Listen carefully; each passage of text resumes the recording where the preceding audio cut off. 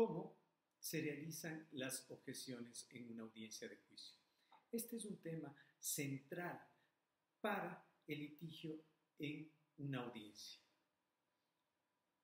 Partamos del escenario más común.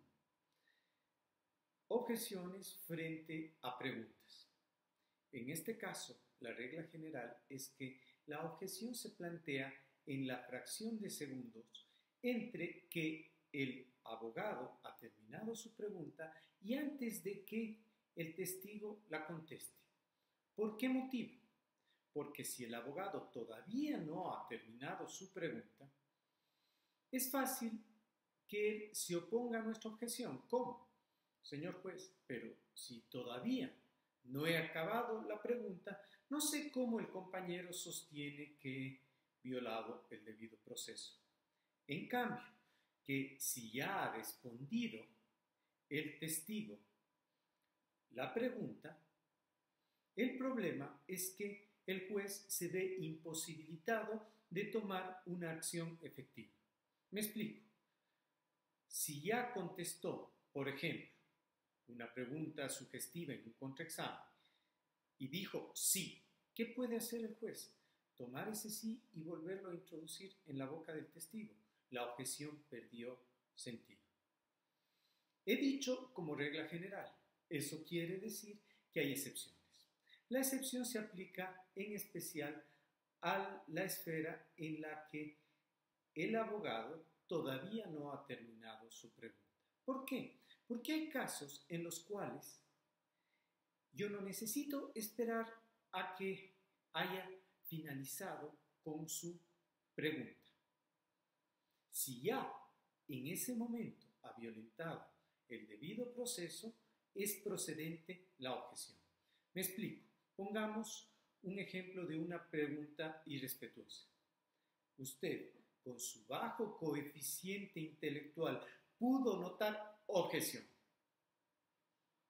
Necesita esperar a que termine la pregunta. ¿Le ha faltado o no el respeto ya al testigo? Entonces, es una regla general, obviamente hay excepciones. La segunda pregunta tiene que ver con el cómo. ¿De qué manera debo realizar la objeción?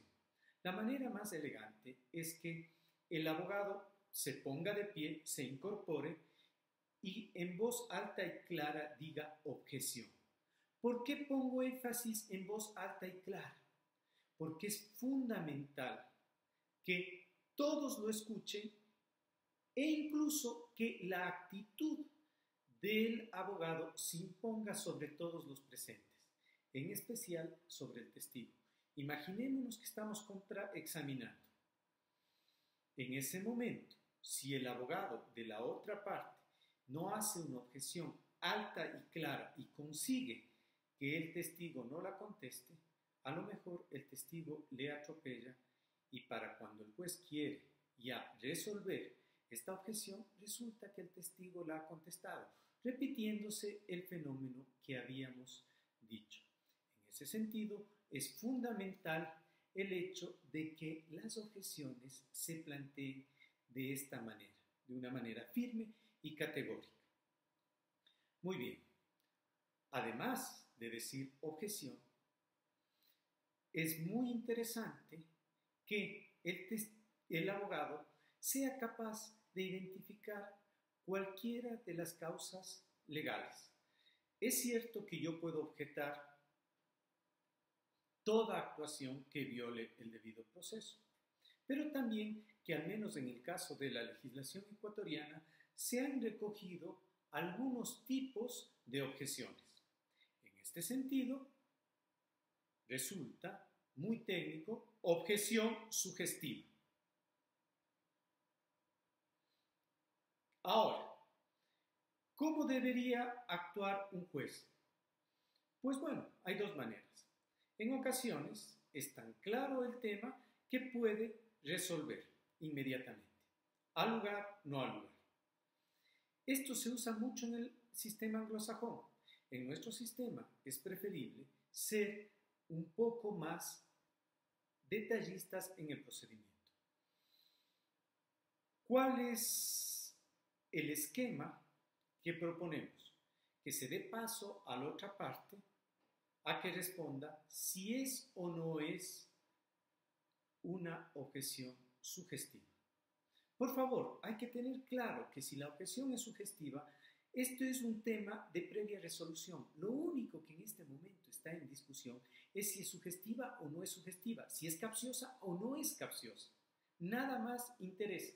Por tanto, cualquier contestación fuera de este tema, básicamente lo que hace es que el abogado pierda su oportunidad de alegar sobre la procedencia de la objeción de su contraparte. Por ejemplo, si es que yo digo, es que señor juez, lo que yo quiero probar es, esa no es una respuesta para si es sugestiva o no es sugestiva. ¿Cuál sería una respuesta adecuada? Señor juez, si bien se contesta con sí o con no, pero es un tema netamente introductorio y nuestro código reconoce que en este tipo de temas no se violenta el debido proceso. Señor juez, no es sugestiva porque simplemente está recopilando información que ya fue dada por el testigo. Estas son respuestas a una objeción.